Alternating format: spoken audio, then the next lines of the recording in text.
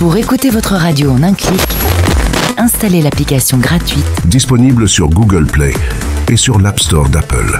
en recherchant Français dans le monde. Après c'est facile.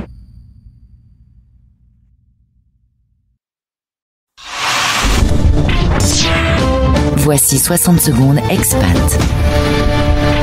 Préparé et présenté par Louisiane. Bonjour à tous, aujourd'hui nous parlons de la loi Atangana, une avancée législative majeure depuis 2021 en France. Elle permet de venir en aide aux Français injustement incarcérés à l'étranger. Michel Thierry Atangana, un franco-camerounais, en est à l'origine. En 1997, alors qu'il dirigeait un important projet autoroutier au Cameroun, Michel Atangana fut arrêté sans explication et emprisonné pendant 17 longues années sous des accusations fallacieuses de détournement de fonds publics et de trafic d'influence.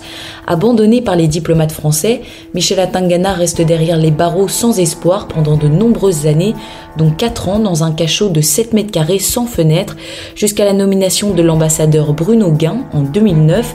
Il plaidera sa cause auprès du président de l'époque, François Hollande, mais ce n'est qu'après les interventions des États-Unis, des Nations Unies et d'Amnesty International, combinées aux efforts de François Hollande, que Michel Atangana sera finalement mis en liberté en 2014. Inspiré par son histoire, Pierre-Alain Raffan, à l'époque député, a initié la loi Atangana pour aider les Français incarcérés arbitrairement à prouver leur innocence et à demander réparation à l'État.